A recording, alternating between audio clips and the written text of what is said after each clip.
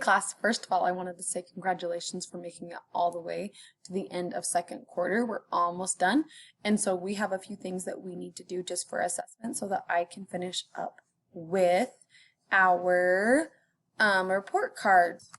And one of the big things for the end of the quarter is the quarterly writing assessment.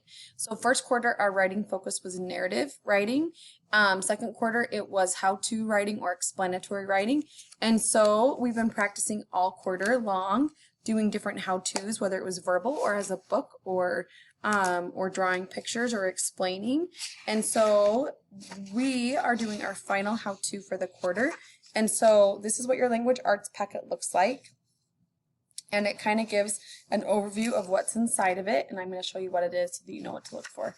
So first, here's the schedule, and then the very next page looks like this. It says required quarterly writing assessment due 12/17. And the reason why there's a due date is I am entering grades on the 18th, so it absolutely has to be to me by the afternoon of the 17th. And so then it's going to outline what is in the packet and what you need to do with it.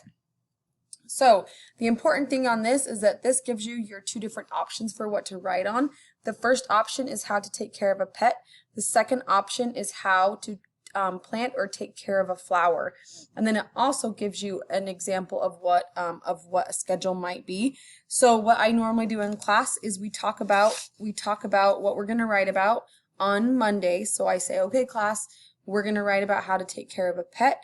Then on Tuesday, oh, and also when we talk about that, then we brainstorm. So we talk about it as a class. We say, okay, like what is it that we need to take a pet? Then they think about it throughout the rest of the day.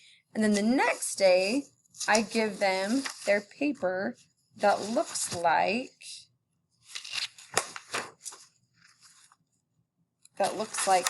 this.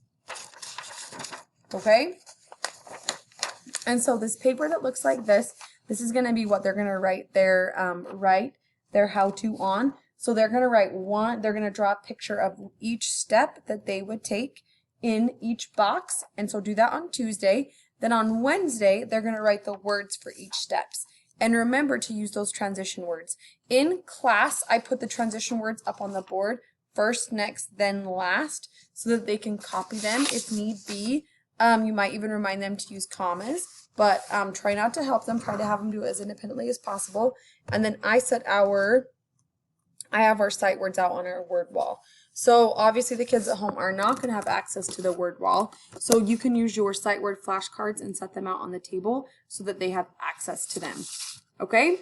So it's okay if your kiddo doesn't, if they can't write very many words, that's okay. I want you to encourage them to try and write as many words as they can on their own, so that they can get a 3 or a 4 on this. If they do need help, you can help them, but you need to let me know that you helped them, and I'll show you where you're going to let me know that. If they can't get very much writing on their own, it's okay if you use a different colored pen. So if they wrote in pencil, I would get like a blue ink pen or a black ink pen, and then I would have them describe. So you can say, okay, what's the first step in taking care of your pet? And then you would write it down. What comes next? And then you'd write it down for them. Okay? So when you're all done, they've drawn their pictures on their own as much as possible. They've done as much writing on their own as much as possible. And then you've helped them write what they couldn't write on here. Then you are going to get these pieces of your packet. And they look like this. Okay? This one is a score sheet, where you're going to read, you'll read what the goals are, and then you're going to mark on it whether they get a 1, 2, 3, or 4. And this is a guide to help you mark it. So the first goal on here is organization and content. That's goal number 1, W2. And so on here it says they would get a 4 if they, through writing there is a clear topic, 2 or more relevant facts and or definitions to develop points, topics, and a sense of closure. So if they can do that on their own, then they would get a 4. A 3 would be they use a combination of drawing, dictating, and writing to develop the topic and supply relevant information. So on this one, if they can do all those steps on their own without you having to write anything down for them, without having to like give them any clues or hints, they would get a 4. If you're having to write down what the steps are, but they still got all the steps in order, then that would be a 3. If If you if they drew the pictures, but then maybe they couldn't come up with the steps, or they were not able to give you relevant information, then that would be a 2. And then a 1 would be they used drawing and dictating, but it's not on topic. So maybe you told them to draw about how to take care of a pet, and they drew a picture of a dinosaur that was hiding behind a tree. So obviously it doesn't connect to what they're supposed to be writing for. The next goal and the next part on your scoring sheet is language, structure, and style. So again, you'd read through each one of these indicators and you'd say, okay, that's where my kiddo is. And then you would write it down on this piece of paper. So what I need back is I need their writing piece. And if you want to add some notes on the bottom for how they did on their own, that's fine.